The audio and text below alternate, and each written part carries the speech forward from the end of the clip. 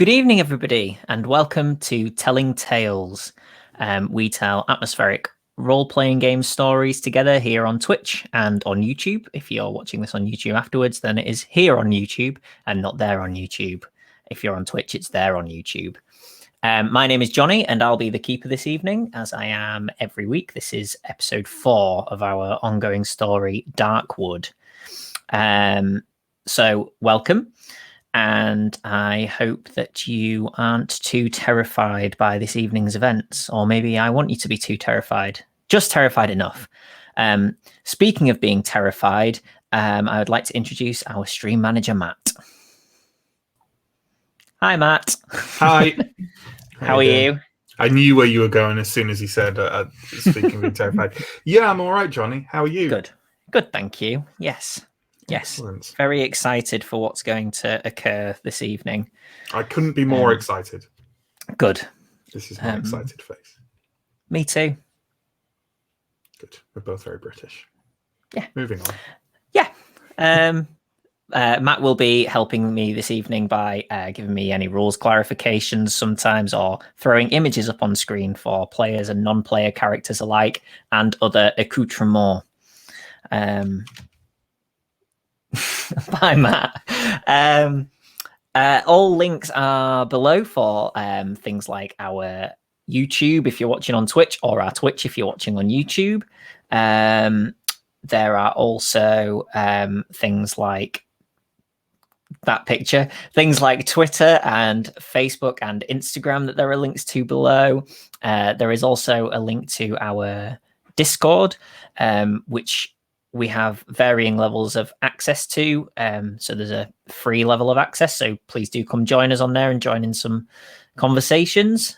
We also have a Patreon, and if you subscribe at different levels on there, you get different levels of access to the Discord, as well as other fancy treats, like a character creation video for Call of Cthulhu, as an example. So you get to see how all our characters were created from the ground up.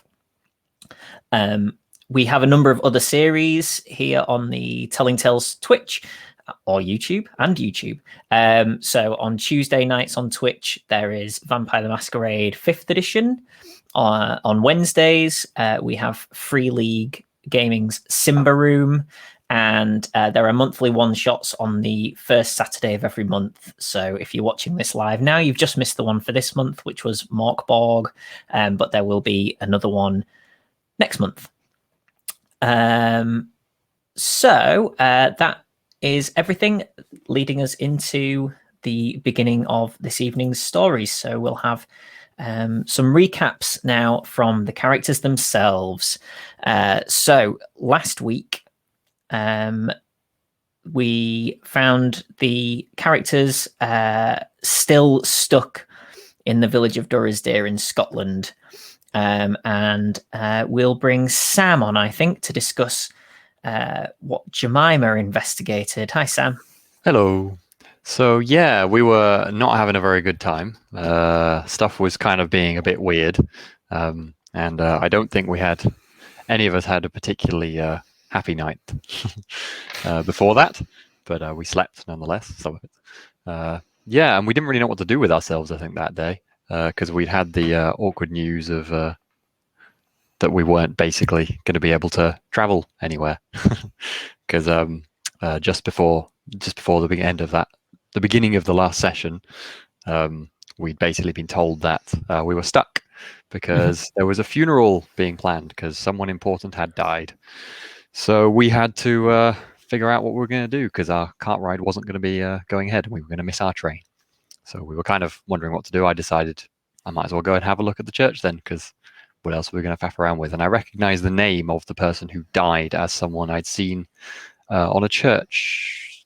Yeah, you'd already had a quick look around the church previously, hadn't you? And you decided that while the village was sort of empty, you were going to have a further look around. Yeah. Burial stone, that's what I was going to say. Church stone was where my brain was going. Like, what, a church stone? That's every stone in the church, is it?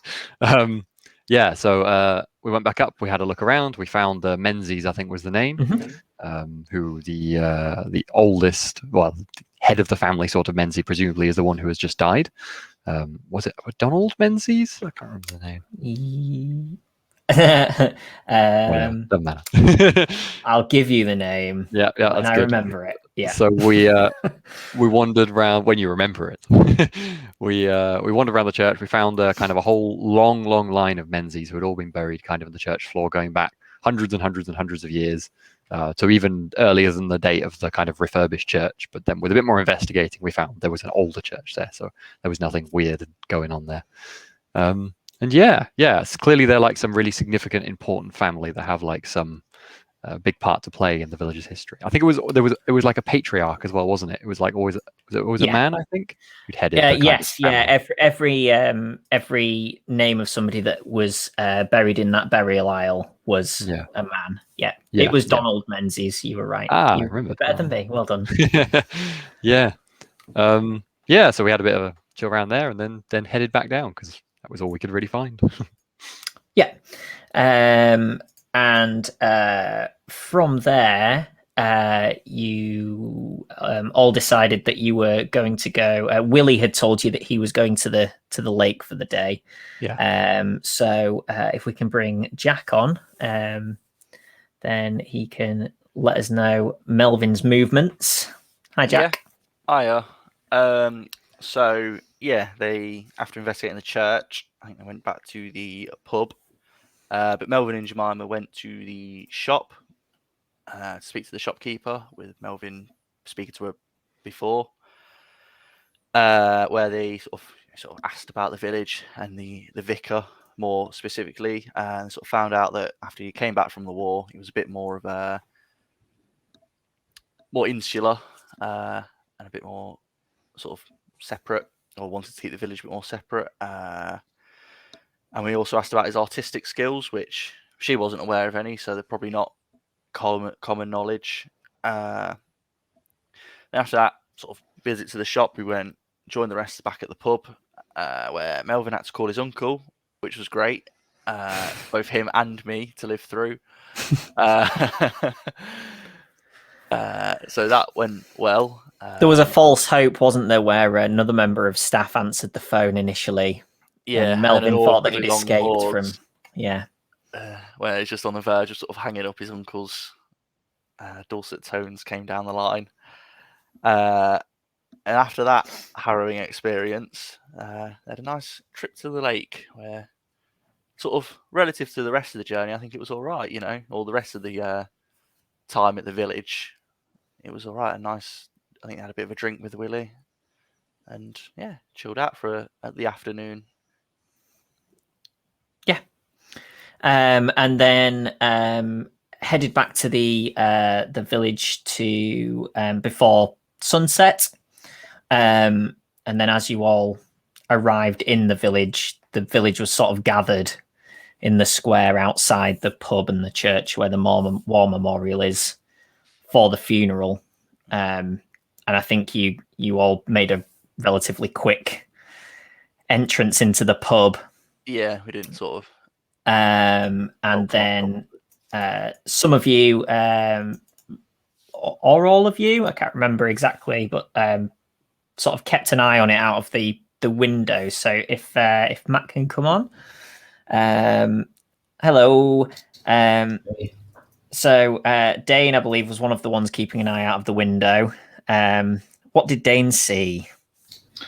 Yeah, so we decided to avoid actually attending the funeral or being seen at the funerals. We felt it wasn't really appropriate and kind of keeping our heads down. But by some good fortune, we could see the funeral from one of the bedrooms. I think it was from Dane and Melvin's bedroom. Yeah. So we were looking out there, and it looked like the whole village were out, and what looked like the family, the sort of the Menzies family, kind of extended family, and then the priest was also there. But we kind of noticed that both the family and the priest looked quite uneasy. The rest of the village looked okay. They kind of looked. It was not the Menzies family. It was the family that you'd seen earlier in the day. Apologies. It's fine. With a young girl that you'd walked past. It was actually them that looked a little uneasy about the whole thing. And Duncan, the barman. That's it, yeah. So they just looked a bit unsettled and ill at ease given the circumstances. And then I think that Esther thought that it would be a good idea to take advantage of Duncan being out of the pub. Hello. Hello. Yes, tell us about Esther's evening schemes. Well, Esther really felt that we should barricade the pub and check the security, and had a talk to Jemima, aka Dr. Wallace, and she expressed her belief that the barkeep, Mr. Kilbride, was maybe a little bit sus, since he was the only other one in the building when we had weird chalky things put on our doors. So we decided to just go and snoop around his quarters and also just check if there was anywhere else that someone could have come in.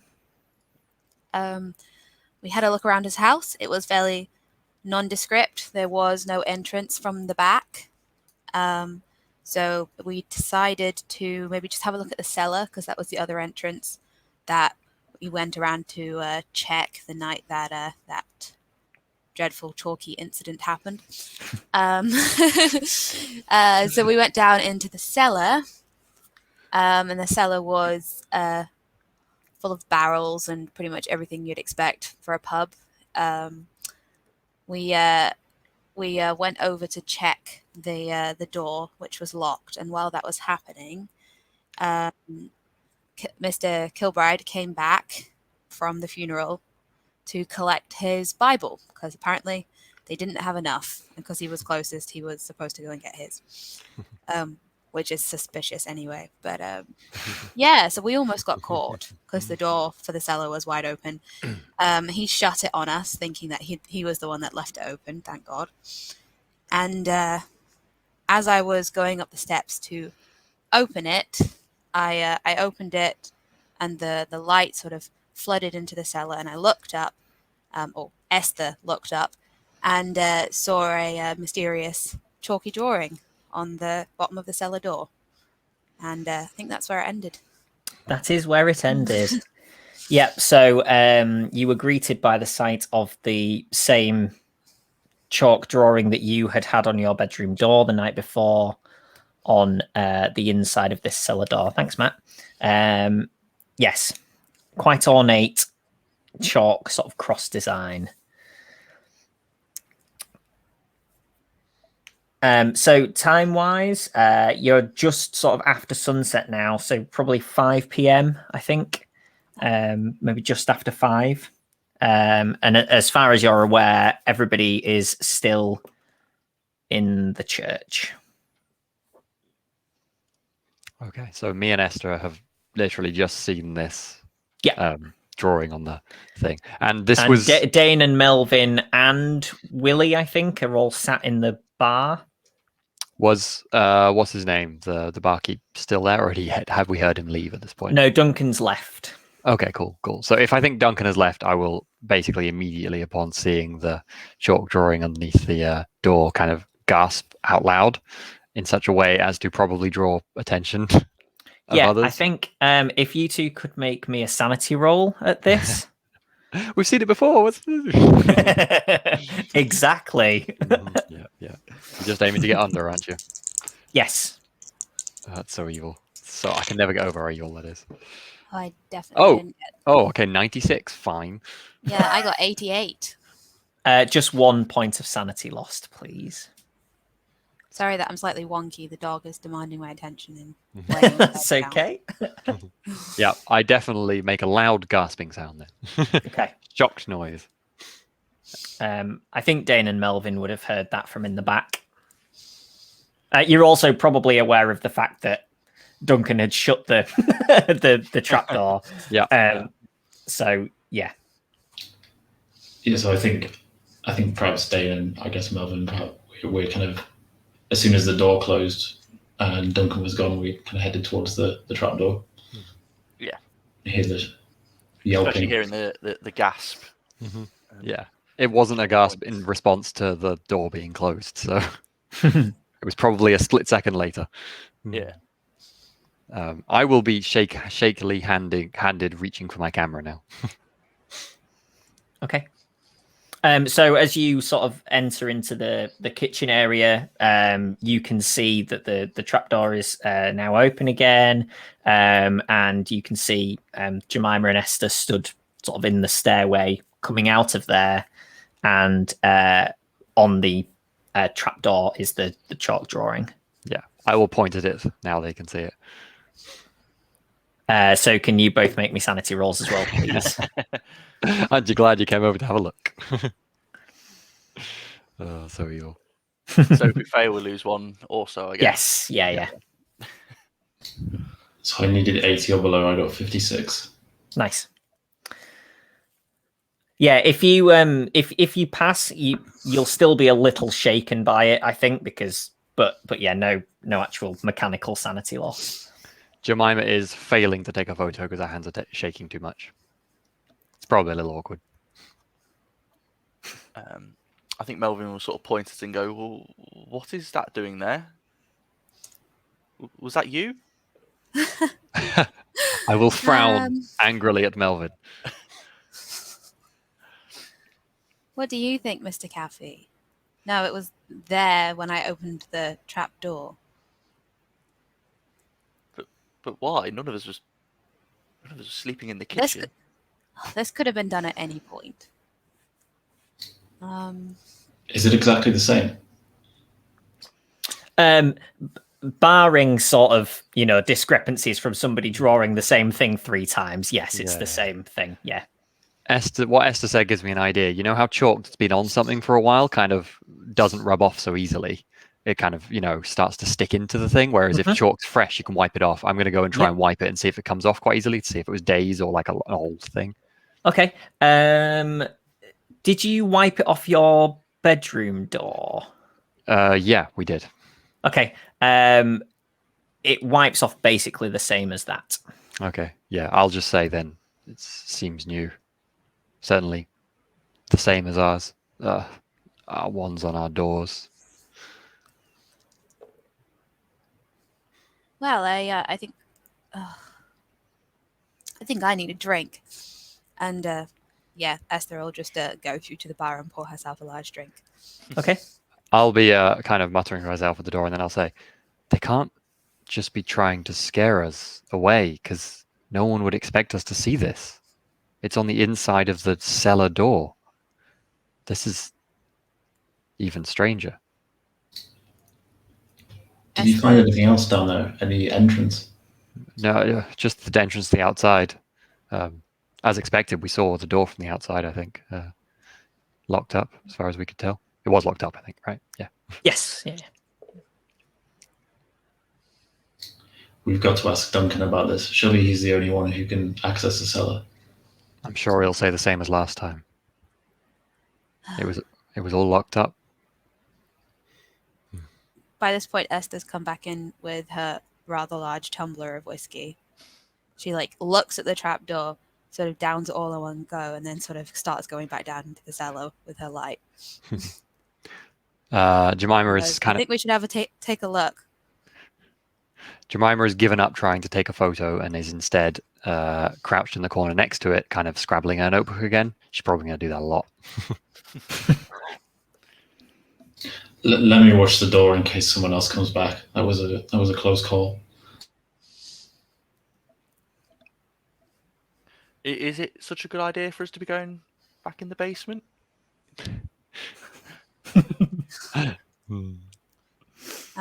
I'll call up to Mr. Caffey and go, is it such a good idea to even stay in this place? No, I suppose when you put it like that, come down here and help me hold this light. Okay. And he will go downstairs and help her hold the light. Okay. I suppose we don't see anything new other than basement-y stuff down No, there. so... Sorry, go on, Skye. We didn't get a chance to look at pretty much much because Mr. Kilbride came back. So we didn't really get a chance to look for anything that looked kind of weird. No. So you work your way around, and there's barrels, and there are crates of food, sort of jars of salted meat and stuff, preserves on the shelves. You can't see anything that you wouldn't expect to be down here. Cool. If you guys have been spending a few minutes down there, I'll probably just kind of get up from my scribble and be like, did you find anything? I'm guessing not. No, it seems perfectly normal. My hands have now settled enough that I actually successfully take a photograph of the door. And I think I'll come back up the steps and just turn to Dr. Wallace and go, Dr. Wallace, how do you plan to develop that? Wouldn't it be better just to draw it? We've already got a drawing of the other one. It's the same. There's nothing else to be gathered from that. I'm taking photos to document everything that's going on here. Perhaps they can shine some light on it in the future when we find out what's going on. Perhaps we can When they get find some the camera and get some sort of investigation into what people trying to mess with us or something. I don't know. Seems valuable nonetheless. This might not be new. I guess perhaps we've just never seen it. It could have been in the same incident. And we should let it happen to everyone else. This isn't. I don't care how remote a village this is. They shouldn't be allowed to do this to travelers and people passing by. It's not called for. they're only drawing. Targeting us, deliberately trying to spook us. You saw the priest when we arrived and everything. This is clear. There's clearly some hostility going on here, and something else as well. You know what I mean. It's not only drawings, is it? Willie says, I'm actually starting to feel a little bit uncomfortable now with all this talk. I don't know.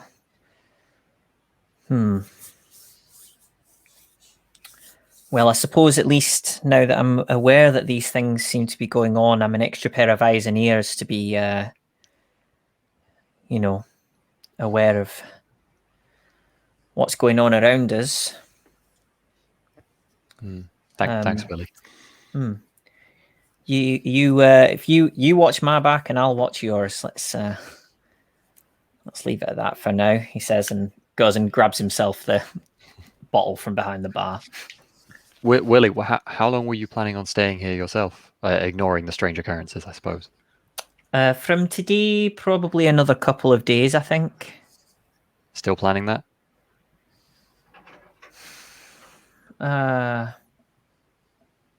Not sure. I'll see how I feel in the morning. I can't realistically go anywhere now, so... Of course.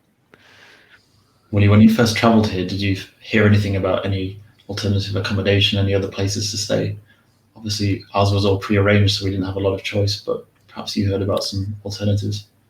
Not in Durasdeer, no. There's the next village is obviously there's where you got off the train, but going the other way past the lake, there's another village, but I think it's about the same distance. So it'd take you a good 2.5, 3 hours, I think, to walk there. So again, at this time, we're out of luck for that, I think.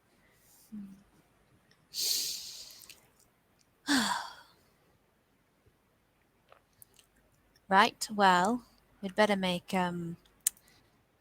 Mr. Kilbride aware of this when he gets back. Or should we not? Because then that means we've been poking around in his cellar. I think he'd rather know regardless. Sure. Just say we were nervous and wanted to check the door. I'm sure he'll understand. I mean, sure, Yeah. we're poking around. That's a bit out of order, but he doesn't seem too bothered otherwise, does he? Yeah, that's fair. Don't tell him I can about... take care of that. Don't tell him I went in his bedroom, though. Yeah, I think I'll skip over that. Right, well, I'm not really sure if there's much more we can do here. I think Jemima probably goes down to a desk and starts just scribbling some more. Esther sort of returns to the bar and sort of manages to get the bottle off Willie and pour herself another glass. I'll take one of those while you're at it. Willie says, "Do you know what? I'm gonna go upstairs and sit in my window and just keep an eye in case anything. Well, you know." And he takes himself off upstairs.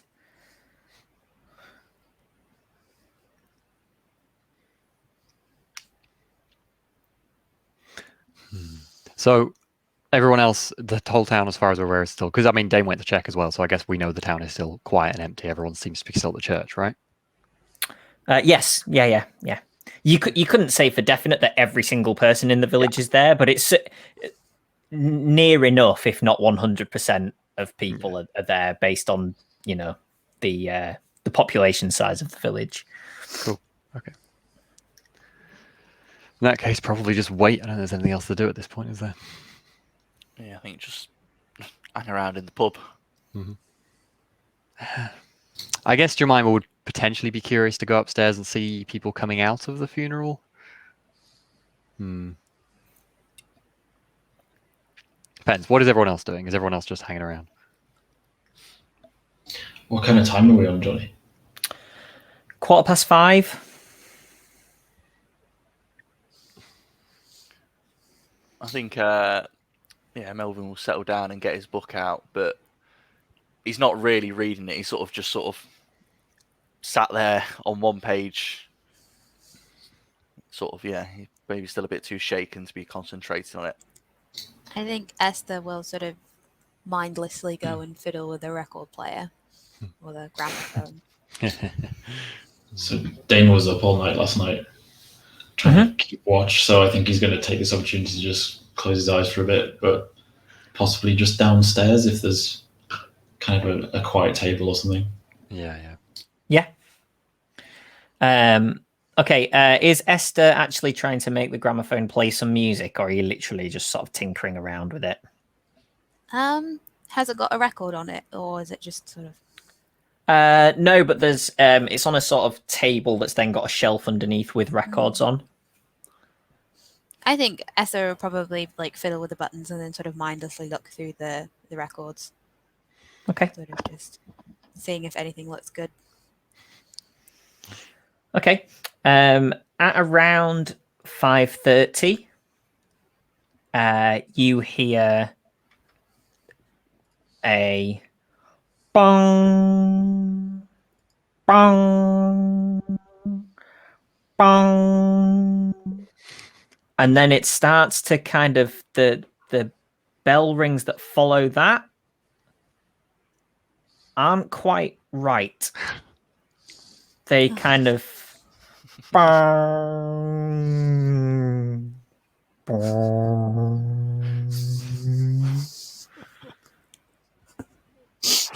And again, it's that feeling of the space between you and wherever the sound is coming from, sort of expanding and then contracting again.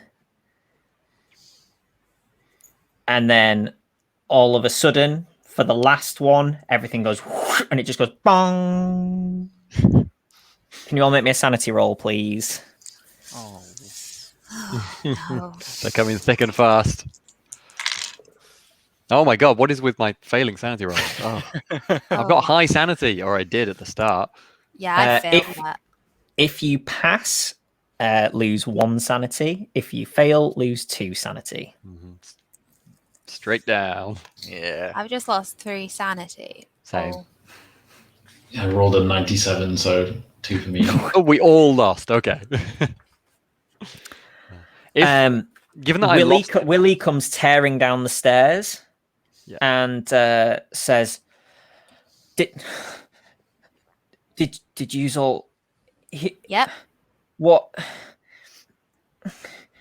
is that? What you were seeing earlier with the? Oh God, with." I think Esther he sits down on the bottom step as he's just sort of got down the stairs. I think Esther's probably clutching her head and then goes and finds somewhere in the kitchen with a bucket to throw up in. Jemima broke her pencil when it first, shifted while she was writing, and then immediately kind of staggered outside to stare at the church. So when Willie comes downstairs, she's not inside. The door is open. She's kind of on the doorstep. Okay. Probably like on her knees or sat down, given. So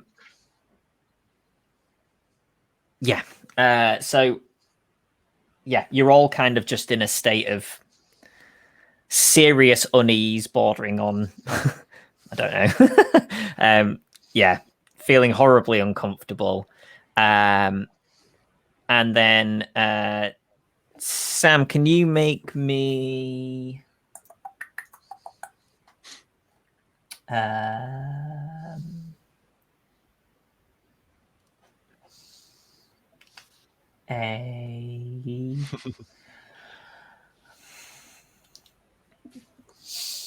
I'm gonna say a spot hidden, even though that's not really what I want, but they don't have what I want in Call of Cthulhu, unfortunately, so we'll go with that. I pass, just. Okay. You spot a figure running towards the pub from the church. Okay. Do I immediately recognize them? Not immediately, but you spot them when they're still pretty close to the church. There's probably 10 seconds for them to close between there and you. Do they? Okay, this is just a split-second reaction, but I feel like I would have a vague sense of this. Does it look like they're just like, yay, freedom for the church? Does it look like they're like, holy shit, running for my life? Does it look like they're coming to attack us in the pub? What's the sort of perception I get of their running?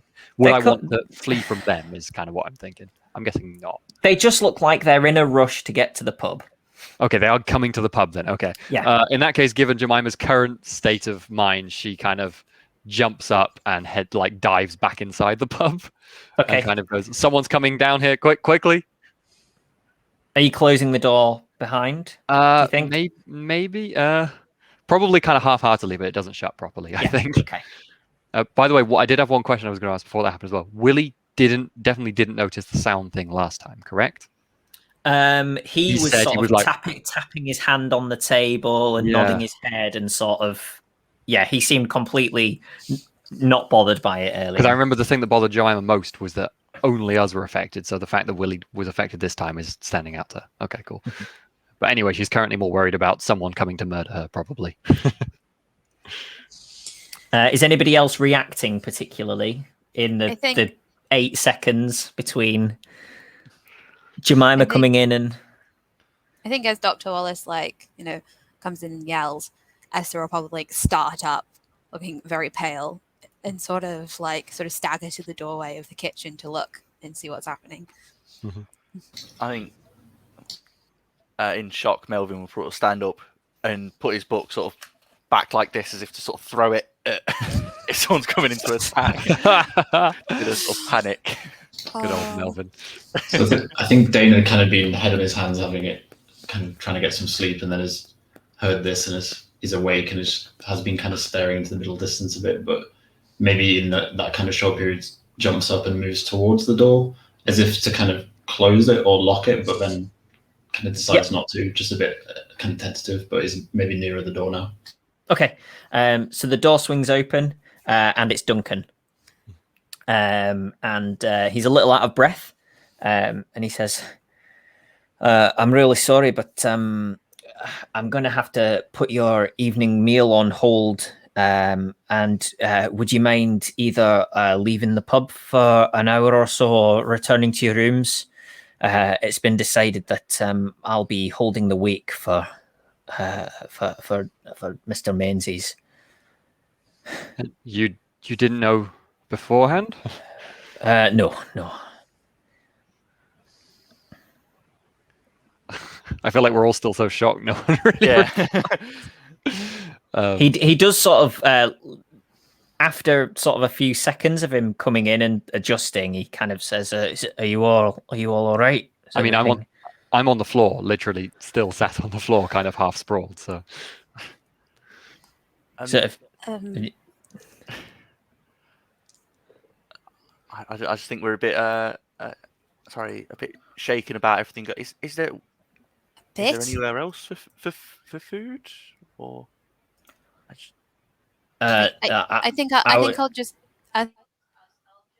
think I'll go. Wait, and I'll just sort of like go and sort of like go, Mr. Kilbride, just come and look at this, and I'll like take you through to the kitchen.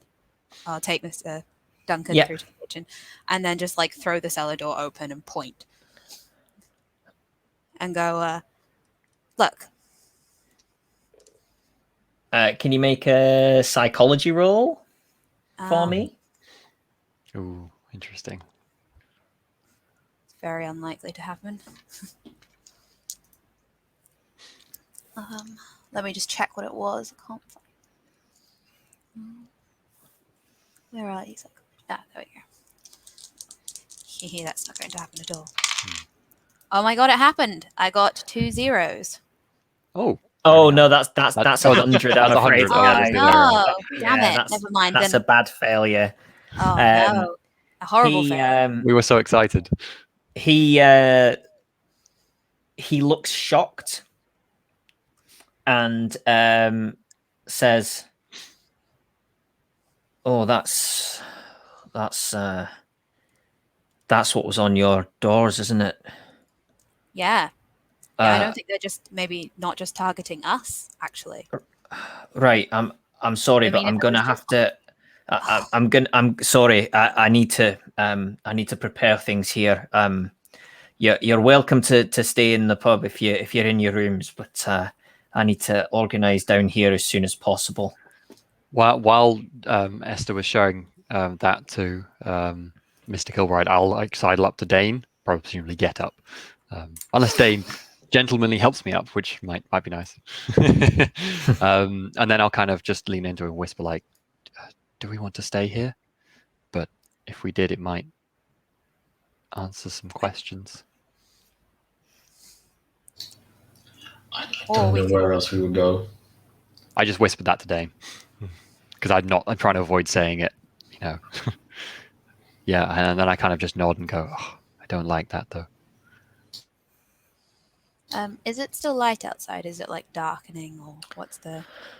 It's not far off full dark now. Yeah, we've got nowhere else to go, do we? Yeah.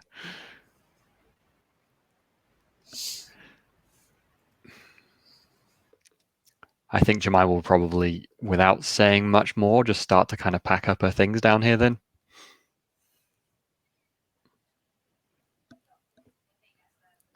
Muted. Yeah, I think Esther's kind of just in a daze and will just follow because she doesn't have a clue what else to do. Yeah. Cool. So everybody just planning on returning to the room. Yeah.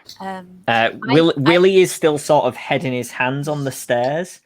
I think even though, overall you guys have been sort of more affected by this stuff, this is his first actual weird occurrence here as far as he's concerned that's happened to him. Mm-hmm. If I reach Willie first, I'll kind of put my hand on his shoulder and say, "This is what we've been having before. Something very odd is happening." And then I'll just be like, "Come on, we need to head upstairs." He kind of tries to gather himself and stands up and sort of staggers up the stairs a little bit. What is Dane coming up as well? Yeah, so I think Dane will come up and perhaps just give people a bit of a subtle nod towards one of the rooms, maybe Dane and Melvin's room, as if to say, let's have a conversation together. Yeah. Yeah. Mm-hmm. Does Willie go on? I sort of walk into the one overlooking the square. Yeah, that's Dane's, isn't it? Yeah. Willie goes to walk past and return to his room, but he's sort of in a daze. I'm not sure who's closest, but I think if Dane's around, I'll kind of encourage him to join us.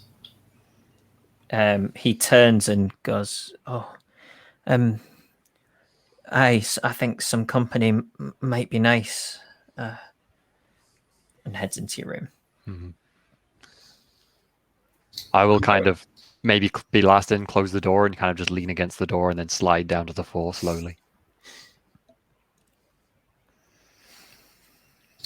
So, Willie, what did you hear? just to make sure we're all on the same page here.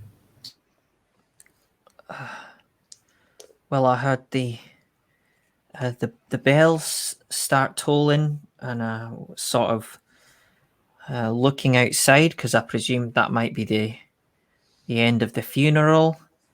And then after I think 3 rings, it all just got a bit.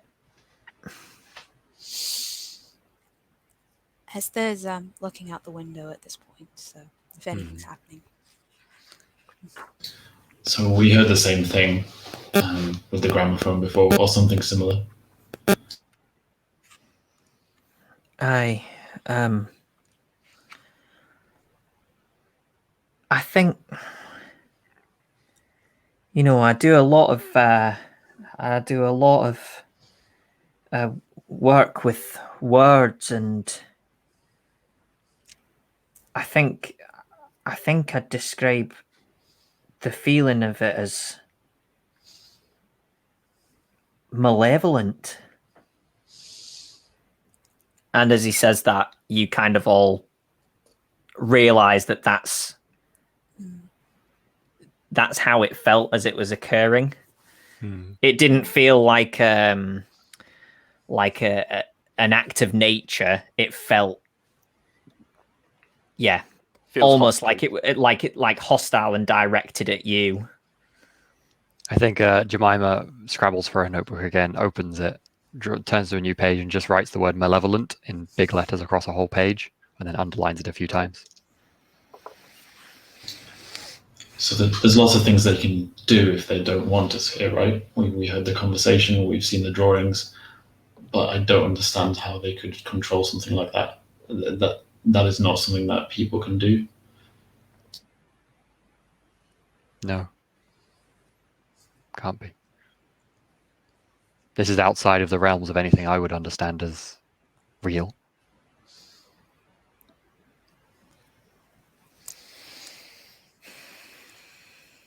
Does anyone else think Duncan seems scared, Mr. Kilbride?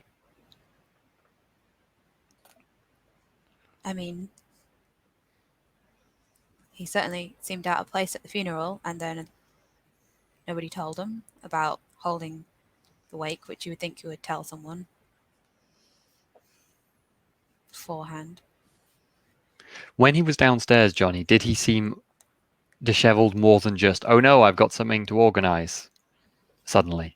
I mean, that might be too late for me to perceive now, but just I'm happy for you to make a psychology roll of that, sort of looking back on it. yeah, it's probably limited I can do. Reassessing. And also with my very low psychology, almost certainly not going to. Yeah, I fail. You're not sure. He was obviously sort of harangued, but it could have just been that he'd had this dropped on him and it was expected of him. And, he comes across to you as a very courteous host. Mhm. You could even imagine it's just that he didn't want to be perceived as not willing to do the most possible to help somebody out. Yeah. It depends on where Jemima's current feeling is of Duncan, whether she's sort of on the, I would say mixed. I'm aware there's a varying perception between the party as to whether he's a good guy or not. But certainly on the surface, it comes across as somebody who is desperate to help everybody as much as possible, especially when it comes to hosting. Yeah. Honestly, to a certain extent, I think Jemima, after having seen him look awkward at the funeral and have thought on that, I think she trusts him a bit more now, maybe. I think, like Esther's literally just thinking that, like, they haven't really ate anything proper at all since breakfast, other than sandwiches, I think. So she's sort of like, honestly, getting a bit hangry. And she just sort of like, she's like staring at the window and like tapping her finger on the thing. And you just sort of like, and she just goes, sandwiches. You must all be hungry. I'll quickly go and whip something up before this wake thing for everyone. I'm sure Mr. Kilbride won't mind. And she'll just sort of like storm out of the room. Okay. So Esther's heading downstairs. Are you just going straight into the kitchen, just sort of Yeah. flying on in there? So Duncan is preparing some sandwiches also, and looks a little shocked as the door sort of swings open into the back. She's not like slamming it open, but she's quite like. Yes. Preparing sandwiches of doom. And he says, Ms. Smith, hello. I was just wondering if I could just quickly whip something together for us. We haven't ate anything really proper all day before this wake happens. Give me a second. He grabs a loaf of bread and a pot of jam and a knife and a small block of butter and sort of bundles them at you and goes, please take these, and passes a pile of plates. He actually just grabs a bunch and basically ends up handing you about 8. She goes, please, I will prepare something proper later after this. My apologies, my sincere apologies. That's perfectly fine. And I assume Esther is just like, oh my God, overloaded right now. So she literally has no choice but to turn around and stagger back upstairs. Yeah, as soon as he said that last line to you, he's back sort of preparing food at a pace. While Esther's like downstairs doing that, I'll probably just turn to the others and go, think she'll be okay? Should we let her to it? And I imagine by the time I've said that, Esther's already coming back upstairs. Yeah, the kitchen exchange was over pretty quickly. Esther just comes in like, okay, someone take this. Melvin will, I think he'll get up and help because he's been told off by Esther for not helping a couple of times. Near into the dark, scary bit, so he'll go up and he's whipped now. Yeah, it doesn't take a lot to whip him, to be fair. So yeah, he'll help carry bits. Oh, Melvin. Esther just puts the rest of it down and goes, I assume it's a sort of help yourself thing. If anybody's interested, he was actually making dinner for the wake or something. I wonder how the whole village is even going to fit in this place. Is anybody keeping watch out of the window? Willie certainly isn't at this point. When Esther left the window, if no one else was there, I would have gone to it. But if someone else went to it, you spot the church. Well, both church doors actually in this instance open, and people start to file out. Okay. I'm guessing the priest would leave last, so. That family who looked awkward are the only other people who I would be able to, recognize at all. Or was it just the father of the family who looked awkward, if I remember correctly, primarily? Mostly, yeah. The young daughter certainly didn't. But him especially, you're not sure about his wife. Yeah, cool. Okay. So assuming the priest doesn't come out till last, I'll keep an eye out for them just because I'm curious. Unless anything weird happens. Okay. I'll say to the rest that they're coming as well when the doors open. Sorry. So as the doors open, the priest comes out and kind of stands at the door, as kind of people are passing. Sometimes he'll shake hands or have a word with people as they're leaving. But yeah, people kind of filter out into the gaslit square, and then obviously all heading over towards the pub. Are you watching the entire thing basically until everybody has gone? Yeah, I guess. How many people does it look like? Out of curiosity, is very rough. Like, is it over 100? Probably not. No, 50 to 60. Okay, still more than I would expect could easily fit in the pub downstairs. Yeah, it's gonna be a squeeze. Yeah. Okay. Dr. Wallace, is someone coming out? Yeah, I imagine I might have said that they're coming down while you were downstairs. So I'll say like, yes, the whole lot of them are coming in now. So I It's going think to be quite a squeeze down there. Dana's kind of been eyeing up his gear a little bit, as if he's maybe contemplating just getting out there, but then upon hearing that, seems to be kind of resigned to the fact that he's here to stay and just head back with the group. Esther sort of comes up to the window next to Dr. Wallace and goes, can you see the priest? Yes, he's at the door. He's been there the whole time saying well wishes, I suppose, to people. And then maybe is the last of them coming out now and then the priest follows, or is he? So as the last person leaves the church, the priest actually goes back inside and closes the doors. Okay, I'll say that. And then, no, he's not coming. It looks like he's gone back in. Isn't that a bit strange? Wouldn't you expect the priest to maybe come to the wake as well?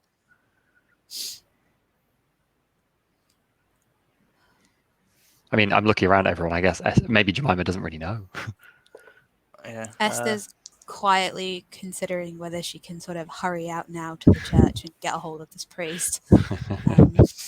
Gonna get that priest. Willie, have you met any of these people who are coming? Are any of them familiar to you during your stay? I've spoken to a few people in the village, so I am sure I'd recognise some of them downstairs. But I mean, I'm not friends with any of them. I just, well, I mean, you've wandered around. People just say hi to you anyway here, from my experience, for the most part. But no, I wouldn't say I know any of them particularly well, except Duncan, of course. I think Esther is sort of like left the room and is like kind of standing on the landing, but like, you know, obscured from the view of anybody looking upstairs. She's 100% trying to eavesdrop. Okay. She decided she can't make it to the church, but There's no reason any of them would come upstairs, I suppose, is there? So no. Yeah, from your understanding, upstairs is basically for guests. I mean, if they did, I'd just pretend I was going to the bathroom. So. So at this point, Dana's definitely had a look at the window to try and get an idea of, does it open? Does it look like it opens or not? Dave. Yeah, you can open this window. Okay. Wide Let's enough just to get get out. I love the idea that Maybe. we're all in the room and Dane is like opening the window going, oh, yeah. And then just lets it down again and we're all just staring at it. Yeah, if you want to do a full assessment, you think you could probably squeeze through there. Whether you could do it with your backpack on your back or not is another matter. That may have to go down first. I like a plan B. Do you say anything while you're doing that? I think just if it makes any noise, I'll just kind of look slightly embarrassed and then sit back down. I think we're all watching you as you do it. So, yeah, I don't think I say anything to that. I think Jemima probably doesn't immediately go and eavesdrop with Esther. I think she might go back.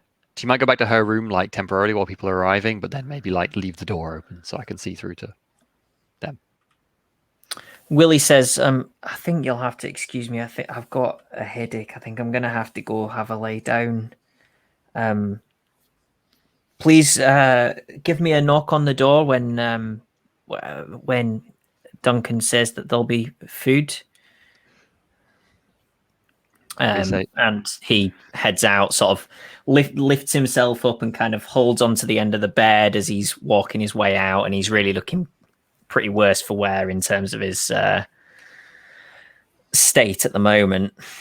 Is it possible to roll a critical fail at sanity? Because I feel like Willie did.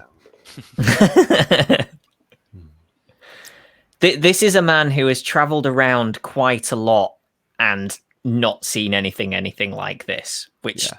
probably makes it seem worse, because you would think you might have seen a few weird things, maybe stayed in a haunted pub or whatever. So this is sort of, it seems to have hit him pretty hard. It's a weird mixed feeling to have like someone else have experienced the weird thing that you've experienced. Therefore, it feels more reasonable that you experienced it, but also no one should experience this. Yeah. So I don't know whether it makes you feel better or worse. Yeah. So Outside, Esther's just got her like elaborate sort of vintage hairpin that she inherited, and she's just kind of playing with it in her hands and like waiting for people to come in. So people start to filter into the pub, all dressed in black, and it's not silent. There's some conversation going on. You hear somebody start up a record downstairs, and it seems to be relatively normal chat. There's some people sort of discussing their day and that kind of thing, like respectfully and quietly away from the grieving family, but people going and offering condolences you hear as well.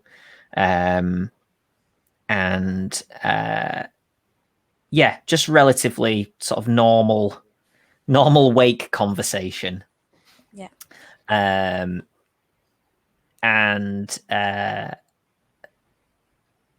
Is Jemima still looking out of the window at this point? Jemima's gone through to the other room, so unless someone else is looking out. Oh, right, okay. But one of those guys might be, I don't know, depends what they're doing. Oh, Dane was messing with the window, so he's maybe still there. Space by the window's opened up, he's all over it. Okay. Dane sees the door to the church open again, and some light come sort of pouring out from there. And at the same time as that, although unbeknownst to each of you, Esther hears the record player start to do the same strange wobbly noise again. Are you looking? I can't lose sanity, can I? I'm used are you to, looking downstairs as well? I think if I can sort of have a peek without being noticed, and I'm a spy, so I imagine I could probably have a glance. But okay. At the time that the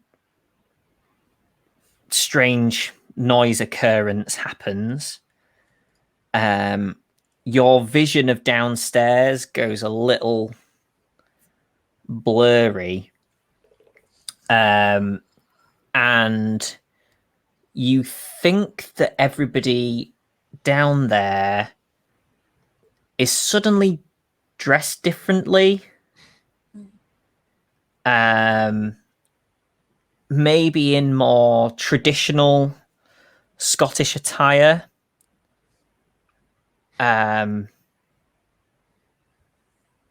Sort of lots of tartan, some kilts, quite a far cry from the sort of black funeral clothing that everybody was in. Everything snaps back again, and it is as it was before. And can you make me a sanity roll, please? now that I can totally do. My God. Yep. At this point, I don't think there's any chance of me passing. Okay. 35. That is so another point lost if you failed. Yeah. Worth keeping an eye as well. If you lose a fifth or more of your sanity in one day, then there may be some serious repercussions. Oh yeah, you might be close to that now, Esther. Okay, so quite loudly, Esther just sort of goes, no, no, no, no, no, no, no, no, no, no, no, and just sort of like scurries backwards on the landing. But there's a good chance people heard her because she's just like, no, no, no, no, no, and just like like runs into the room with Dane and Melvin. I will immediately have jumped up and followed Esther / faced Esther in the hall and let her go in. What happened? What's wrong? I will literally grab Dr. Wallace and just like pull her into the room and slam the door shut. Mhm. What happened? What happened? What happened? I'll be literally holding her shoulders. Um. Was it the music? What was it? They people the people their clothes, no, they had you know, Esther like Carter- helps you sit down and like gets you a glass of they water or just something. changed. Sorry. Yeah, Esther's just shaking like crazy. They 1 minute they were there, normal black clothing. Next they were completely different, wearing completely different. It was the record did that thing, and then they changed. They Oh god. they changed like they all appeared different, or they all were different, or did they stay changed? What? Went back. So it was just like a vision of something different. The Like noise, the record, the thing, the bit, like with the bells, and then everything just went back. Jemima has her notebook out again.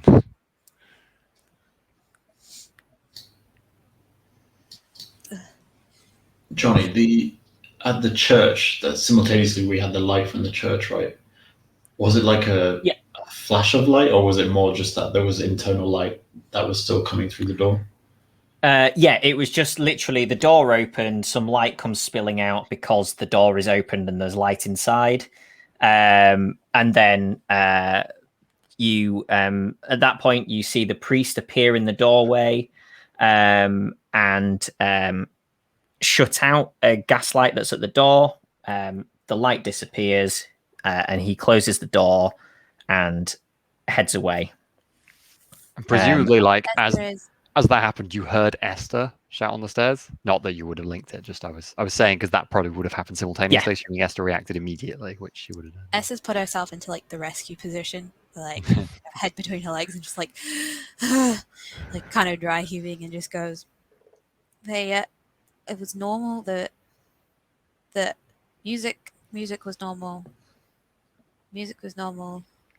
Then it wasn't. Then they were all dressed weird. They didn't seem odd otherwise, though. They weren't saying anything strange or behaving oddly. Just their clothes. Just changed. Just their clothes. It was like old. It was like they just all looked. They just had different clothes. As far as the sound goes, all Esther could hear at the time was the strange music. So any conversation sort of dropped out. Yeah, everything kind of went buzzy. Couldn't hear. Just everything was buzzy, and it looked buzzy. My vision was.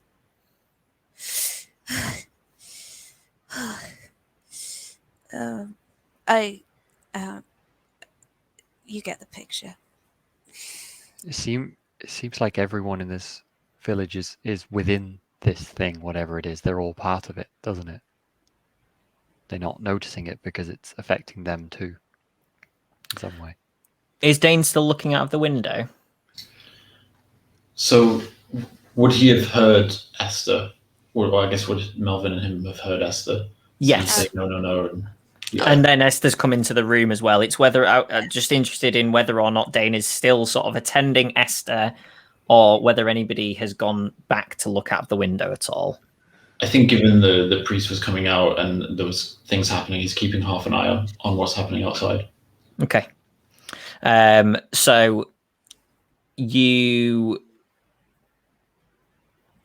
notice that by the time you've looked back, I think it's the priest would have either entered the pub or gone past, so he'd be out of your vision either way, but you didn't hear the door go downstairs. So you presume that he hasn't come to the wake. And then about 30 seconds later, you see some light appear down the front of the pub, so you presume that the door has been opened. And the family with the young girl are leaving. So they've stayed for a very short amount of time, really. So I will just mention to Jemima, do you remember the people who looked a little strange at the funeral? Other than Duncan? Yeah. The family and the priest. Yeah. What about them? Well, the family have left early, and I don't think the priest ever came here. And Duncan seems somewhat awkward about this, even though it's his place. I wonder if the priest is on the other side of this in some way. They're the only people not in the pub, so I mean, wonder if they're meeting. It wouldn't be a drastically strange occurrence for a family to go early, given they have a young child, I suppose. But given all that's happened, I wouldn't. Yeah.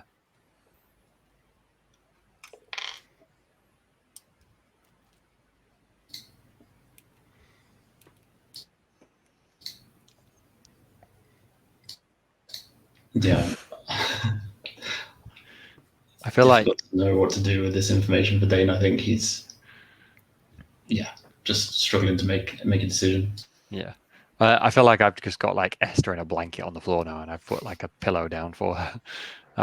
What's Melvin doing, out of curiosity? I think he tried. Well, when we were all sort of just hanging about, I think he made a sandwich, but again, he was just sort of playing with his food more than eating it. And then at this point, I think he's probably just sort of sat on the bed awkwardly, not quite knowing what to do, feeling probably quite trapped in the room now, hearing that it's all gone freaky downstairs. I think after making sure that like Esther is like okay, Jemima can't resist her curiosity and picks up her notebook and then goes to sit on top of the stairs to spy without being in sight range, because she doesn't think she's very subtle, but she's going to listen. I think Dane would join her as well. Okay, she would be very welcome for that. Join you. I will scooch over on the stairs a bit. Can we see people sort of milling about, or is it just the noise? Yeah, it's because it is pretty full downstairs, so some people are sort of between the stairs and the front door, because they have to be by virtue of there being so many people in there. So if you're at the top of the stairs, you can see some of the guests of the wake. So I feel like if Dane sees Duncan, he might be inclined to go down and sort of wrangle him again, given how upset Esther is and where everyone's at. But if he doesn't see him, he probably just stays where he is. Yeah, you can sort of see like the 5 or 6 people that are basically stood at the bottom of the stairs, between the stairs and the door. So you're not getting a full, glimpse of the room from where you are. So certainly straight away he doesn't appear within your vision. I will just listen and probably try and discourage Dane from going downstairs. So. Okay. Can you make a listen roll for me? You both can, if you're both sitting there listening. Mm-hmm. Nope. So I need a 20 or under. Sorry, 1 second. Neither of us have any points in listen. Great. I do. Yeah, I The rolled two 83, non-list- so no. Okay. The one who's basically Yeah. comatose. Esther does, and look how it went for her. Yeah. So you can pick up snippets of conversation, but again, it's more sort of niceties. conversations in small groups about their day. You hear some of the farmers discussing the weather and how it's affecting things, and but nothing particularly of note. Jemima's knuckles start to go white on her pencil as she's not writing anything on her notebook, and then she kind of just like, you know how she kind of ends up with like a really dark dot she's just drawn where she's holding the pencil down. Okay. I probably stay there and as long as people are there. I think I'll no, I probably won't actually. Still comatose. Melvin's keeping you company. Yeah. Just awkwardly sat there, not quite knowing. Maybe he sort of gives a reassuring pat on the shoulder. Makes a jam sandwich. Yeah. Okay. So about an hour passes. Unless you're doing anything else specific within that time while the wake goes on. Nope. And more and more people start to filter out. So the people that you can see at the bottom of the stairs, a couple of those leave and a couple of them move further over into the room. So from your vantage sort of spot at the top of the stairs, you can now not see anybody. Are you repositioning at that point, or are you staying there to be relatively inconspicuous? I don't want to be seen, so I'm not moving. If it would make me at all visible, I'm definitely not moving at all. Okay. Still just listening. I don't know about Dane. I wouldn't stop you. So I think if Jemima's already encouraged me not to go down, I'll kind of follow her lead here and stay where we are. Okay. Eventually, you get to the point where there's only a few people downstairs. You figure from how many people you've seen leave. You haven't seen what you presume from earlier is the Menzies family leave. And it's got pretty quiet downstairs. There's still some music on low in the background from the gramophone. And you then hear Duncan say, well, I hope that that all of that was of a suitable, it was a suitable do for your father, and of course I'll be picking up the bill.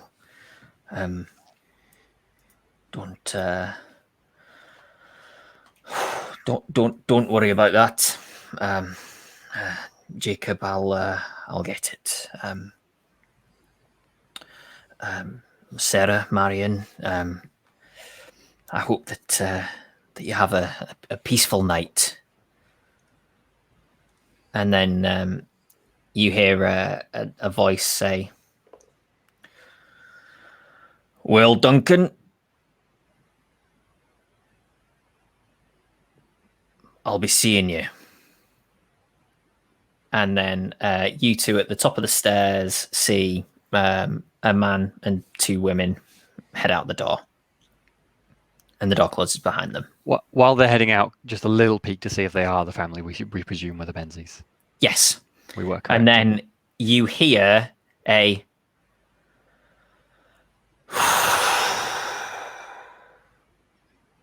from downstairs. Did the "I'll be seeing you" come across as quite hostile? It kind of seemed like that as just a word thing, but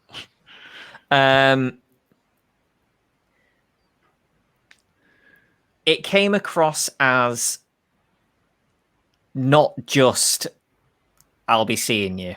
yeah. Gotcha. Okay. There was something behind it, you think? I'll shoot Dane a glance at those words as he says them then. Yeah, raised eyebrow. And you, after the big sigh, you hear the sort of chink of a bottle hitting the edge of a glass, and then the sort of hitting of a glass down onto the bar, presumably after Duncan's taken a drink. So I think Dane's going to look at Jemima and sort of questioningly, like, should we go down now? Perhaps in a whisper. I think Jemima will just like shake her head and just put my hand on you for a moment and just be like, wait, give him a moment.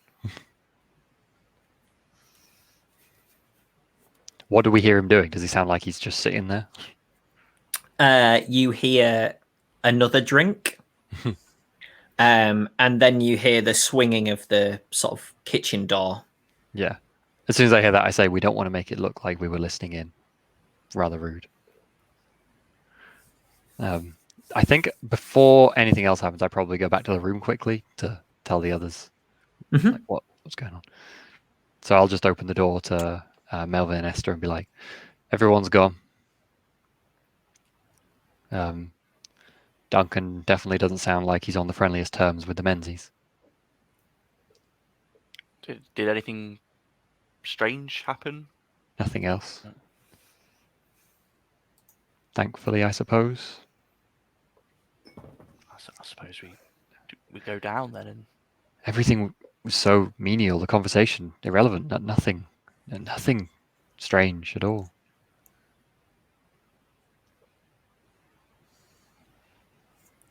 I can't believe that no one would notice any of the things that are going on.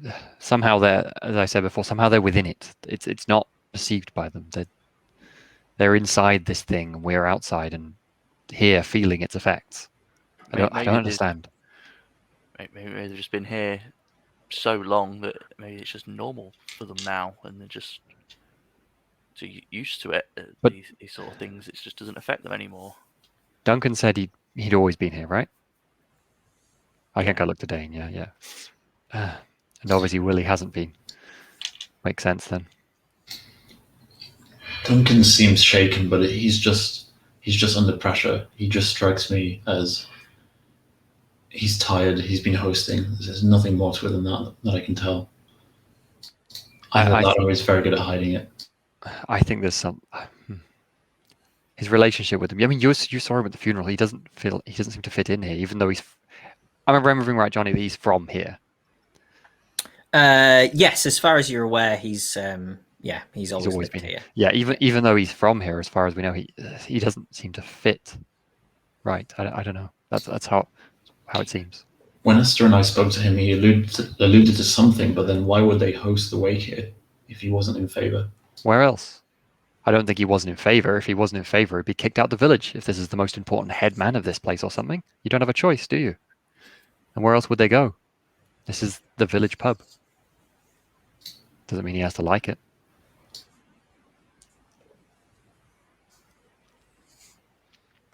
I will look down at Esther. Are you okay, Esther? Although I might not say that.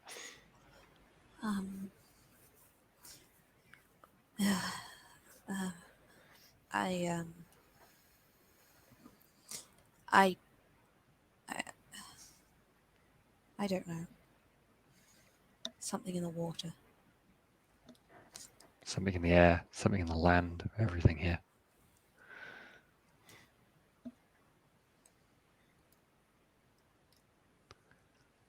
Think we should go wake Willie? Yeah, I'll go knock on his door. As you knock, you hear a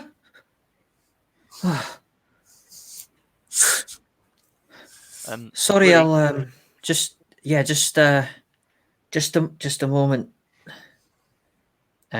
And you hear a sort of clattering around, and the door opens and he says, "Sorry, I'd gone to sleep, but wasn't particularly peaceful, and no blame on you, but the knocking at the door certainly woke me with a start. So apologies for my small outburst there." No, that's fine. You don't need to tell us about unrestful nights. I think it's wound down downstairs. I think it's more or less safe for us to go down and maybe get something to eat. Might Aye, that everything out. yes, I think a bit of food and maybe a couple of drinks will help to settle my stomach.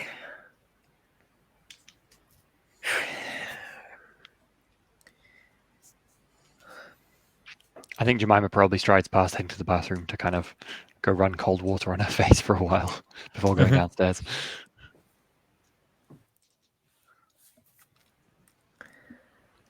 Willie waits for one of you to basically lead the way down. He's not going to go down on his own.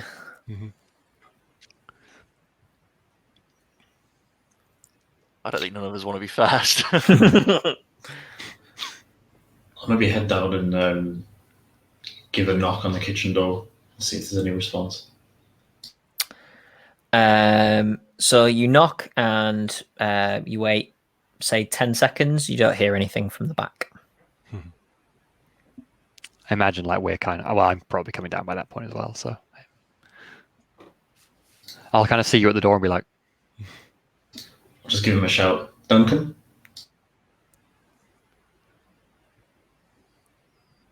No response. I don't think he's having the best time here, Dane. I don't say that particularly loudly. So I think Dane feels like he has sufficient reason to go in, given that we've not eaten anything. And he's always been hospitable, so I think he will just head into the kitchen. Okay. Jemima clenches her fists as Dane opens the door. There's nobody in the kitchen. Oh, I could have sworn Duncan was in here. So this obviously you can, from here you can get to the cellar, or you can get into his residence from here. Maybe he's turned in for the night. Seems like it wasn't an easy day for him. Perhaps we should just help ourselves to something quickly. Jonny, is there any kind of food out, anything that we'd be able to do anything with? Or there are a few bits and bats. There's a jar of pickled eggs. There are some small like single bits of bread left over from loaves that he's cut, which would probably be slightly stale now, but still edible. And there's a little bit of meat, a little bit of cheese. Anything there are sort of, dry things, but you would have to cook those if you were going to be eating those. So it's sort of more sandwich food and snack food than meal food at present. Is the door to like his house closed? His residence? It is closed. The door from the kitchen to his, yeah. I think I've only been in the kitchen like once or twice. Was that door like always closed? Out of curiosity, when I was in there. Yes. Okay, cool. So that wouldn't be like he's definitely at home. Got it. I'm not very hungry anyway. And then I'll kind of probably sidle over to the door, not really trying to listen, but definitely trying to listen. Okay, do you want to make a listen roll? I'm not good at it, but yeah. Yeah, failed. Okay. You do overhear talking. Oh, okay. I'll probably, as soon as I hear any voices, I'll like draw back quite quickly and just glance to Dane, step back a few paces so I'm not going to be audible at all, and be like, there's talking from in there. Did it sound like multiple voices? Could I detect that? Or it sounded like Duncan's voice. Okay. So I didn't hear someone else's voice, so it might have been on the phone or someone I couldn't hear. Okay. You either listened at the point that Duncan was talking to somebody else in the room, yeah, or he was on the phone, or talking to himself. Because I did draw back immediately. Yeah, Duncan's talking to someone. is he on the phone? I don't know. I didn't hear anyone else, but I didn't. I mean, I'm not trying to listen to him at this point.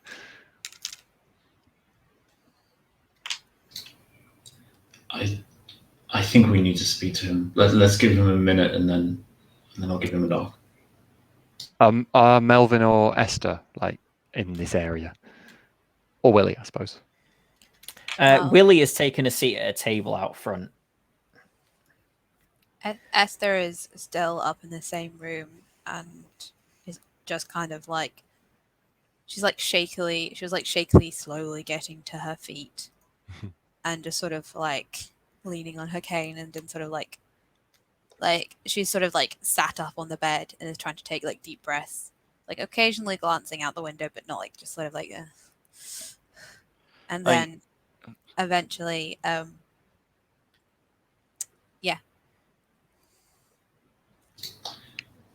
I think just before sort of Melvin was going to go downstairs after knocking on for Willie, I think probably would have asked Esther and sort of said something along the lines of like, we're going down for food now. I think it sounds like it's all done down there. Are you going down, or do you want us to bring anything up? Or better than being alone, I say, and then just sort of Esther follows you down. So I think Dane, I don't know what Jemima will do, but Dane is gonna give it a minute or so and then approach the door as if to knock, but kind of gives Jemima a glance like, are you comfortable with this? I think Jemima will be like, and then kind of go, is he still talking? So can I hear voices still, Jonny? You can hear Duncan's voice sporadically. If you want to try and hear what he's saying or try and hear his tone of voice, then you'll need to make a listen roll. I love that. I'm pretty sure the other two characters have some listen and our two do not. Yeah, I will make a listen roll. Esther sort of like calls into the kitchen and goes, "Where is everybody? Are you here?" Sort of just like looking around and goes, "Oh, Willie, hello. Where are the others?" They're just they're in the kitchen. I think they're getting some food for us. Okay. Okay. And like take a just seat. walk He towards- says he can see that you look quite. Yes, I think I should. No, just sit down. Upon sitting, Esther sees that Willie has a bottle at the table, and he's got basically a full set of glasses out for everybody, and pours a drink and kind of slides it over, and he fills it pretty full. It kind of sloshes over the sides a little bit as he slides it over the table to Esther. Yeah. Can I ask the most important question? Given how much we've been drinking, how long, how many days before we run out? this pub. There's still a few bottles up behind the bar. Okay, we're good for another round. Good. Go on then, Dane. What did you get? I failed the listening check. Surprise. Okay. So yeah, you can hear Duncan's voice, but you can't tell what he's saying, and it's so muffled through the door that you can't really tell his sort of state of mind through his voice either. So at this point, Dane is just going to knock and say, "So sorry to trouble you. Can we speak to you for a second?" Okay. Jemima visibly flinches when you knock, but she doesn't stop you. As soon as you knock, you hear the phone receiver slam down. And about 2 seconds later, the door's pulled open. Obviously, Duncan. And he says, "Oh, Mr. Harrow, Dr. Wallace, sorry, I owe you a dinner. Please give me a moment. Go take yourselves a seat out front, and I'll get something. I'll get something cooking up for you. Something nice and hearty. Lord knows I could use some." Sorry to bother you. No, not I guess at all. I guess it was a suddenly busy evening for you, and then Jemima will rapidly back out the room. Yes, so sorry, Duncan. Please take your time. We'll be very comfortable. No, of course. The apology is mine. Yes. And he sort of instantly goes and starts getting some cooking implements out as you guys head out front. So are you all behaving yourselves? Just going and sitting out front in the bar and waiting for Duncan to return with some food? I guess. Yeah, I think so. Okay. As you sort of reappear, Dane and Jemima, Willie pours another couple of drinks out. And Willie is not saying anything. I don't know if any of you are throughout this sort of few minutes where you sat there, or whether you're just having a very silent, contemplative drink. Is there anything kind of left over from the wake? Anything that looks different since we left? It's all a bit of a mess. There's sort of plates with bits of half-eaten food on the tables, glasses everywhere.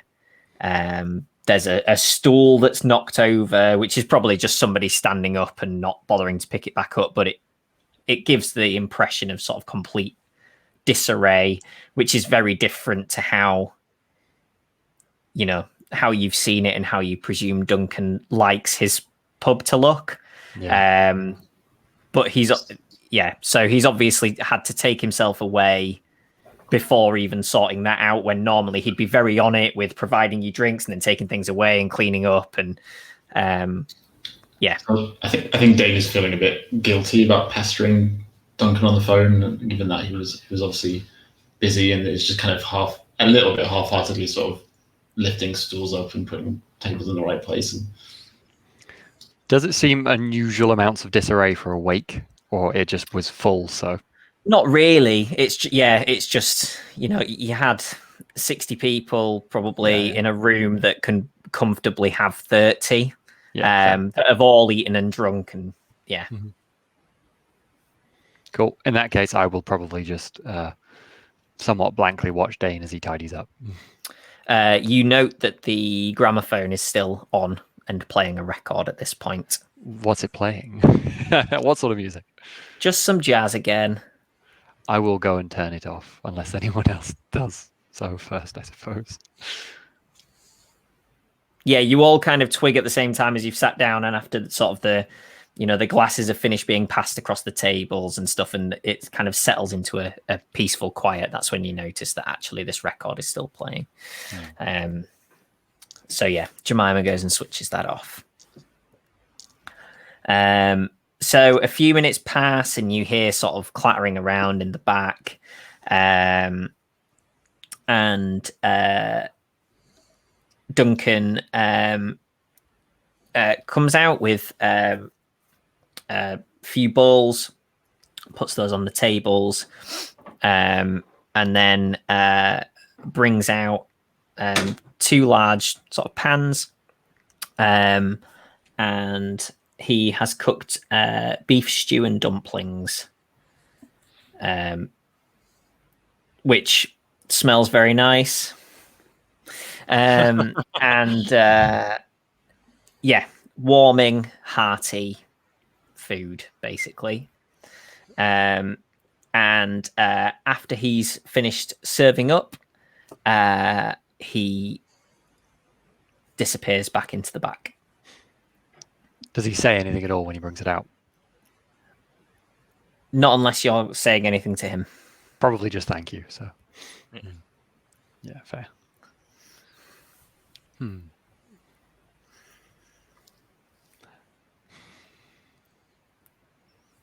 feel like I'm actually quite hungry now, so we'll enjoy beef stew. It's delicious. Nicely seasoned, fresh food. It's just, a lovely meal. And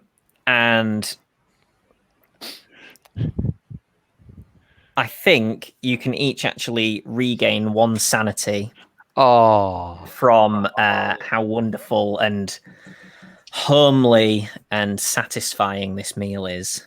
I was so hoping that would be a bad guy if he can make stew that good. Yeah, my opinion of Duncan also improves from this stew.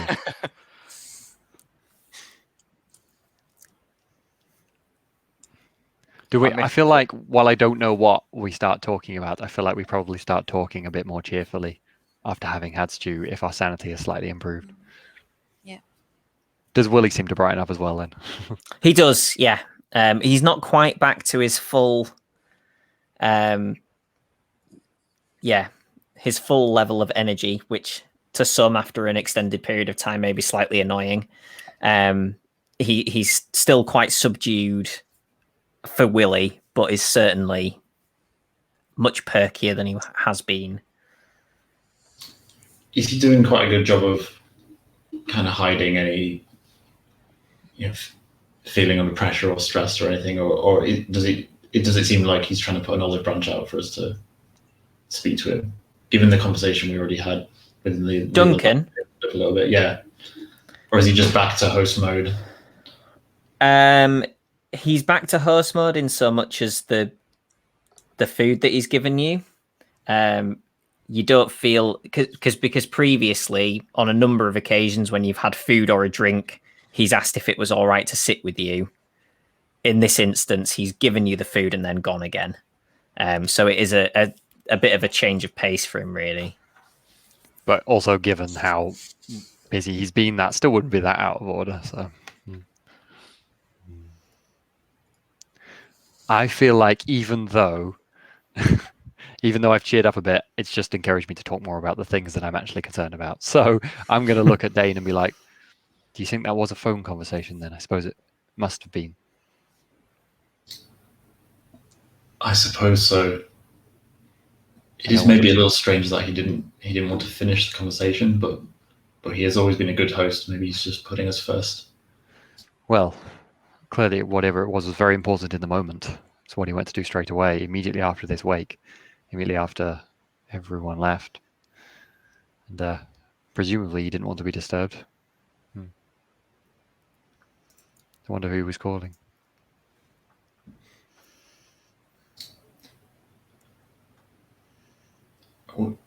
Esther and Jemima, did you?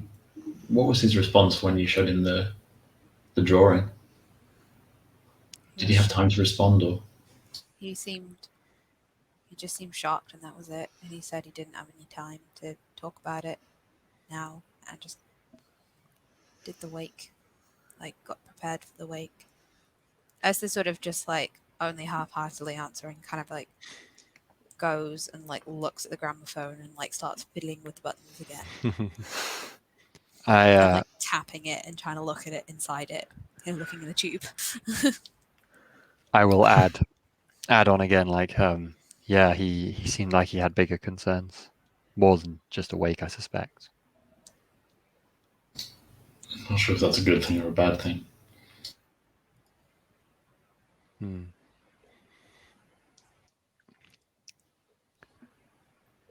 I don't think I'm going to sleep tonight. We should make plans for tonight. You saying someone should stay awake? I will. If anybody else wants to. We could swap round at times, I suppose, for more confidence that nothing strange happens. Sure. Shifts, yeah. I'll look at Dane and Melvin. I'll give a nod of agreement. Dane, you stayed up last night, didn't you? I may have to pass the first and second shift. I'll just glance at Willie, who's presumably listening. Well, I was up with Mr. Harrow as well, so good point. I'm happy to do my bit, but later would be better for me. Right. Well, I'm happy to take one of the first shifts then. Just come wake one of the two of us then, me and Melvin.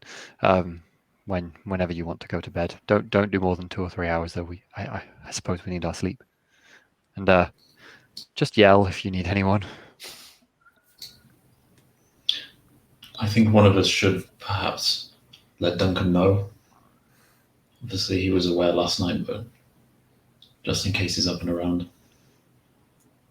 And I also wonder if there's anything else we could do to, without being over hasty, just make sure everything really is locked this time.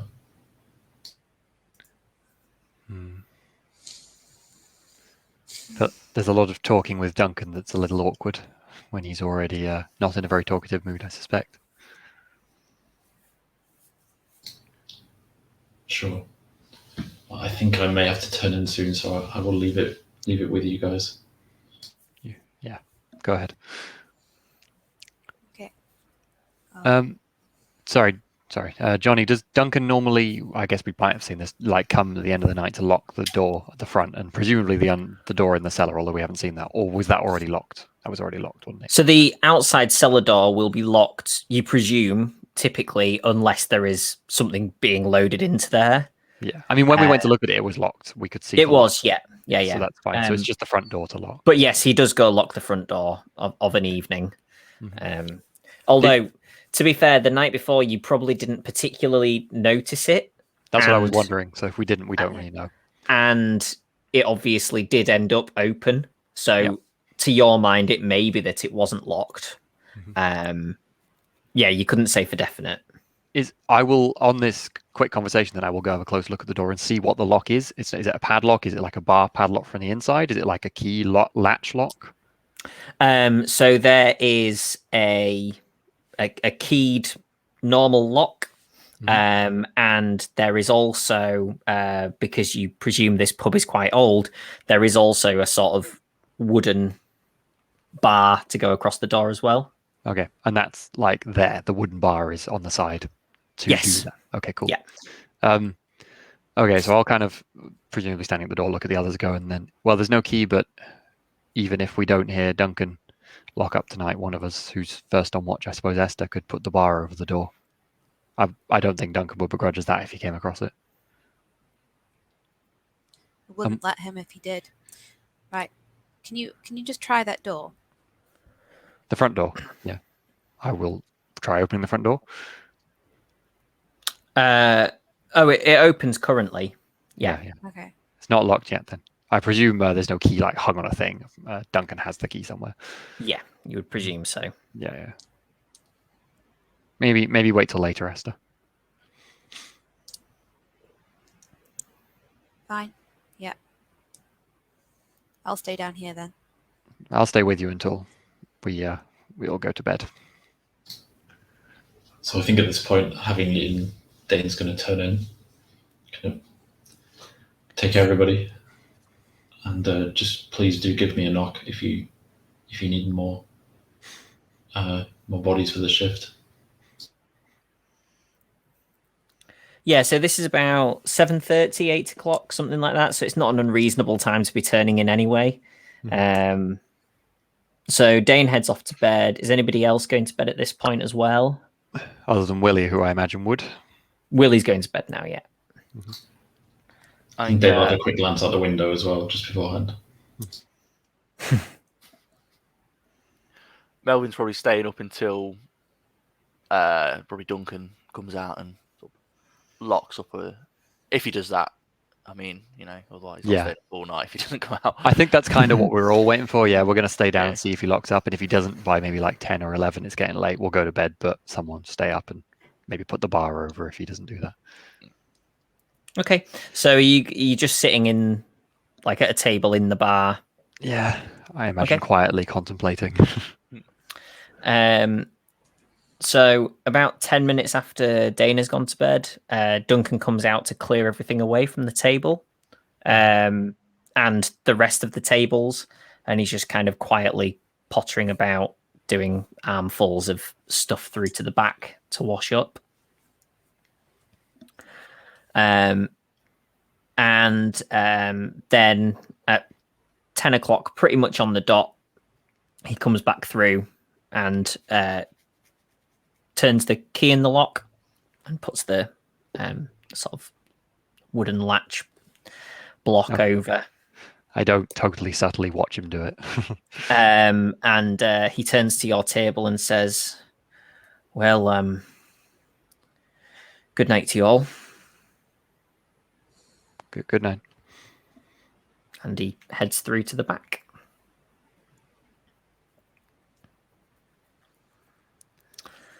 So we head up then. I suppose so. Yeah. I suppose you could stay here if you wanted, Esther, if it's more comfortable than sitting in the hallway. Yes, I'll sit at whichever chair is closest to the bottom of the stairs, so I'm sort of guarding it. Who, I guess you can call on either of us next. You okay with that, Melvin? Yeah, that's quite all right. Feel free. Knock on our door. I'll happily take over the next shift. Right, well, it's about 11 now, so I'll come get you in about 2 hours. Head up and go to bed. I'll probably just like grasp your like forearm just like very shortly and briefly as like a sign of affection before going to bed. Okay. Skye, can you make me a Constitution roll, please? Okay. Oh, staying Which is awake. at the top. It's a stat at the top of your sheet. It's not a skill. It's con. All right. I thought it was going to be some terrible poison, and then I realized it's probably just staying awake. Yeah, I passed that. Okay. So your couple of hours pass completely without event. You think you might hear an owl outside at one point, but that's it. Nothing else. Absolutely uneventful. Okay. So it gets to around 1 a.m. And it is time for your period of the watch to end. So it's up to you who you wake. Yeah, I'll go and get Melvin because he's the one who said he'd go next. So Okay. So a gentle knock at the door of Melvin and Dane. Melvin will come to the door. Probably looks like he's not had much sleep, even though he's gone up to sleep. He probably not slept very well. He's probably got his book in his hand, ready to. Says, "Oh, well, good night then. Anything happen?" no, it was all right. Try to stay awake. I honestly don't even think I'm going to be able to sleep. But yes, are you sure you don't want company? No, it's fine. I've got my book here. I'll be fine. Alright. You get your head down. I think Okay. hopefully everything will be better in the morning. Right. Well, probably call on Dr. Wallace next for the next shift. Good night. I will. Night. And with that, Melvin will go downstairs and plop himself in the same chair. I presume it's sort of still near the bottom of the stairs. Yeah. Okay. So Melvin sits, and can you make me a Constitution roll, please, Jack? Hey, passed. Cool. Oh no, Um, this is pressure. Again, Everyone pass. Again, God damn your it. couple of hours pass without incidents. Melvin maybe helps himself to a little lemonade or something from behind the bar for a bit of sugar to keep him awake. It's a tough one taking the watch in the middle of the night when you've been asleep and you know that you're going back to sleep. So actually kind of staying alert is not the easiest thing at that point because your body's kind of fighting you. But Melvin does a good job. His uncle would be proud. His book's and just so unreadable. It's a page turner. and 3 a.m. comes around and Melvin's watch time is over. He'll go up and knock on the Dr. Wallace's door to sort of wake her for the next shift. I think she probably actually was asleep now. I think she finally did get to sleep. So it takes a moment for her to get to the door and then opens it up kind of blearily eyed and goes, yes. Any main problems? No, it's just a normal night. Hmm. Nothing happened. Are you okay? Or I mean, I can stay up if you. No, if you want, no. but- I've got you. Go. You have some more sleep. You have some more sleep, and I'll go grab my pen and notebook and head downstairs, and like a warm jumper probably. Okay. So Dr. Wallace, presumably in the same seat. Mhm. It's the one that's been kind of I presume both people have kind of left it slightly out from the table, so it's obvious that that's the one that everybody's sitting on. The one that's been warm. You know, you want to stay on the warm. Yeah. It is February, so yeah. Maybe two Can you jumpers. make a Constitution roll, please, Sam, for Jemima?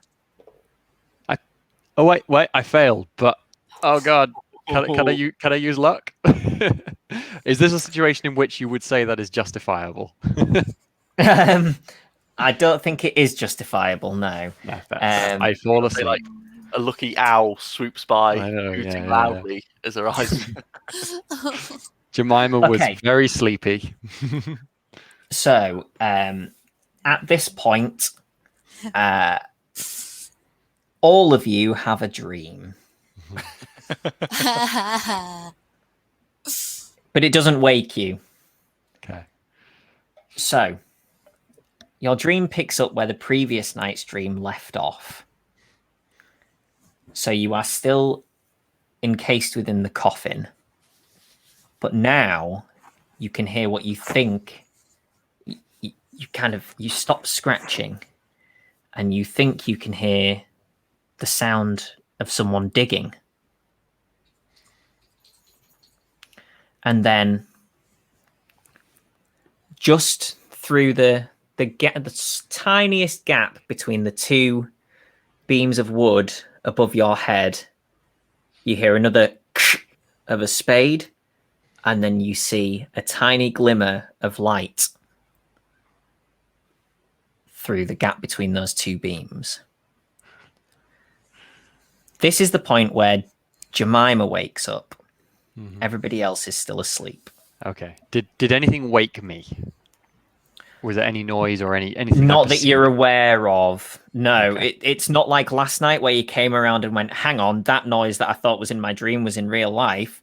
Yeah, of course. This is separate. So I will wake. You're basically in silence downstairs. So I will wake and just be like, kind of happily asleep. Well, probably like about the dream, and then look around, take a second to realize where I am, and go, damn and blast, and kind of stand up suddenly and kind of jump around for a sec, and then immediately look to the door to see if the bar's still on the door. Still done yet. Okay, I'll actually go and like check the door, then make sure no one's done anything. It doesn't seem to be. Do you go as far as lifting the bar off and seeing if the door will open then? Let me see. I had a weird dream that was following on from last night's dream. I think I would. Although I haven't had any reason to be suspicious, I'm really embarrassed about being asleep, so I really want to make sure that Okay. nothing else could. It still doesn't shift, so it's still locked as well as the bar being over. Okay, I'm gonna like walk around the whole downstairs and make sure nothing else seems odd. Probably more frantic that I fell asleep and feeling really guilty than actually trying to do anything useful though. Yeah. And then sit down very awake for the rest of my shift. Yeah, so this waking was actually about 4:30. So by the time you've checked and sat down, you've got about 15 minutes left theoretically of your watch, and that passes without incidents. Okay. Oh, it's February, so it's still well dark. Given that it's this time, no one will be waking up yet. Yeah, I'll probably go upstairs and go knock on Dane and Melvin's door and be like, Dane. Dane's had a solid 9 hours by this point.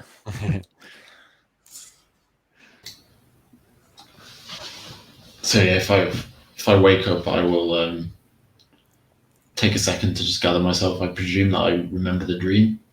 Yes. But kind of remembering that Jemima was just outside, we'll head out to the door. Yeah. I'll see you and be like, it's 5 a.m. I'll probably look a bit pale and awkward as well. It's 5 a.m. It's time for your shift. How did it go? Anything of note? I kind of don't say anything for a second and then glance downwards and then go, I fell asleep. I don't know. I'm sorry. Did you dream anything by any chance? Yes, the same dream. More of the same dream. Yeah. Just as I thought. You too? Yeah. Well, there's nothing we can do about it now. I think you should try and get some more sleep if you can. I know that it's not logical, but I still look at all the doors because that was what caused us to have the same dreams last time, as far as I perceived it. There is nothing on these doors. No. Okay. I like looking around all the walls, but I know there's nothing on them. I'm like, but last time, if everyone's had the same dream, it was caused by the chalk. What could have caused it now? Same dream. And it happened when we were all asleep. No, nothing happened earlier in the night, did it? It's like it's waited for us all. I don't know. I think we need to get everyone together in the morning. Just make sure that. I mean, maybe Willie's had this too, given he heard things yesterday. For now, let's just make sure we get to the morning safely. Were you still asleep? The others will still be sleeping. I was still asleep, yeah, until you woke me. So I don't think anyone else is awake. I haven't heard anybody. Okay, I guess in the morning then. Don't fall asleep. No, I'll be fine. I'll see you in the morning. Jemima is very ashamed and walks quietly back into her room. Okay. So Dane heading downstairs, sitting in the same seat. Could you make me a Constitution roll for Melvin, please? For Dane, sorry, Matt. For Melvin. Melvin's Constitution roll made by Dane. I hope he doesn't pass out after 9 hours sleep. I was going to say, surely he's... I guess it's boring, though, to be fair, isn't it? In the dark. Yeah, so I'm okay. I needed 70, rolled 58. Great. So yeah, you stay awake, and as your watch is coming to an end, there's sort of a small amount of light beginning to come through the window as you're nearing 7 o'clock. And you start to hear Duncan moving around in the back, in the kitchen area, and he comes through and says, "Good morning, Mr. Harrow." Good morning, Duncan. How did you sleep?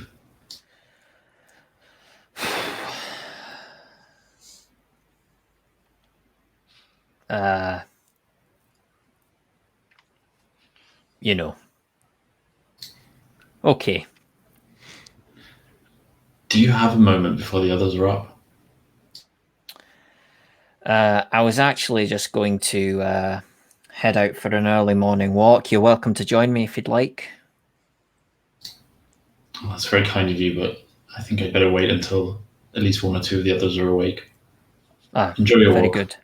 Thank you. We can catch you when you're back. He unlocks the door, lifts the bar, goes outside. So does everybody else sort of wake naturally, or is Dane going to wake them? I don't think I'm going to wake anybody. I'm just going to stay downstairs.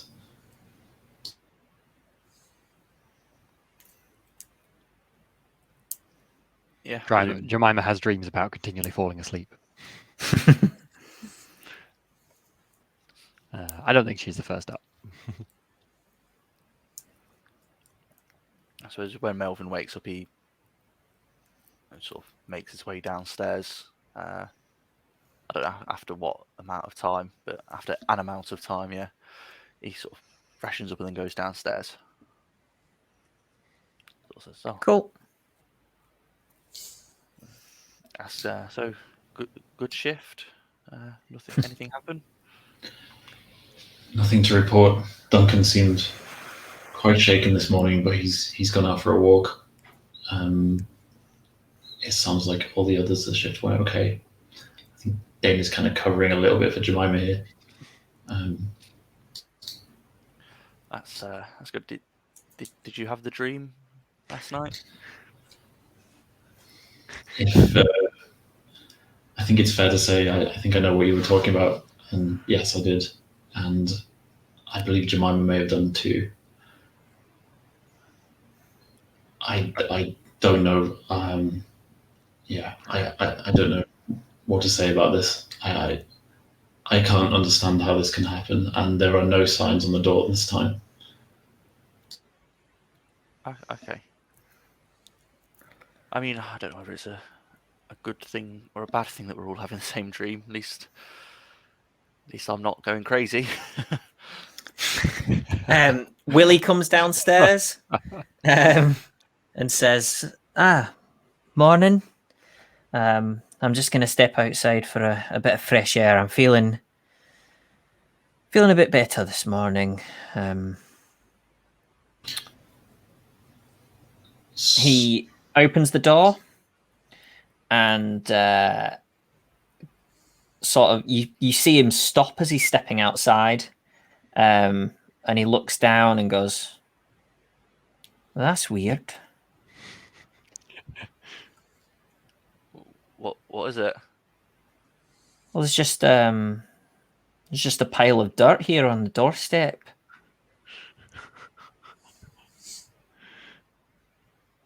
A pile of dirt. Dane's going to come out and have a look.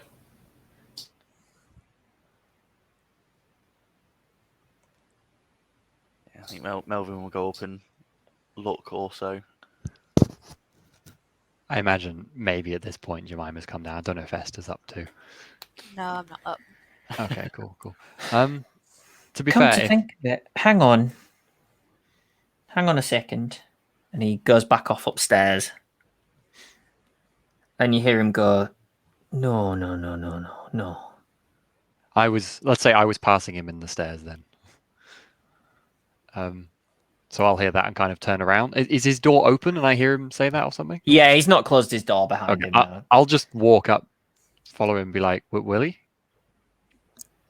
And he doesn't. He stays looking out the window and just goes, like, to beckon you over. Yeah. I'll go over and look out the window. And he points towards the church, and you see that in the churchyard is a freshly dug and filled grave.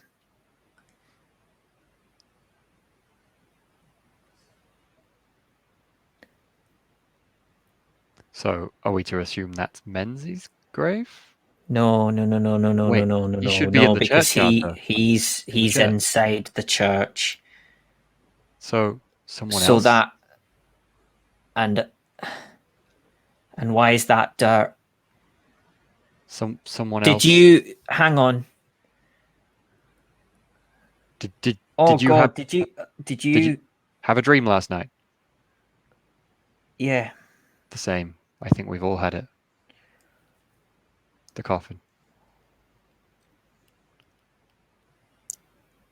I'll kind of walking out the door to go find the others, and probably wake Esther on the way past now as well. Yeah, okay. Esther, Yeah, you, sorry, you should come downstairs, and then I'll kind of hurry off downstairs myself. All right. She just like throws a dressing gown on and just kind of like goes downstairs. I'm assuming Willie followed as well. Yeah.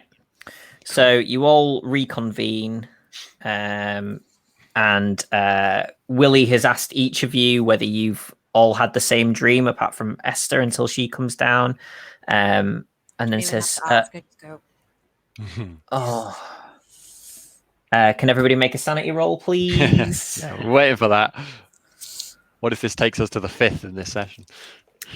It's a new day. You're fine. We're good. Oh, I actually passed that. I actually pass it too. Yeah, got same. 32, and my sanity is 35. Oh, apparently we're all cool with this one. Good night's sleep. Yeah, I passed with 6. Great. Okay. I know it's not a cliffhanger, but I think that's a good point for us to stop the session. I mean, that's quite cliffhangery. There's a new grave that's been filled, and yeah, those of you that were looking out the window last night know that it wasn't dug then. Yeah. So yeah, I think that's a good point to leave it for today. It's a new day in Durasdeer, and everything's going to be fine. Thanks, everybody. Matt will now grab some comments and questions from the chat. So if anybody has any new ones that they haven't put in there yet, then feel free to put those in now. And yeah, I hope you all enjoyed that. Players as well as viewers.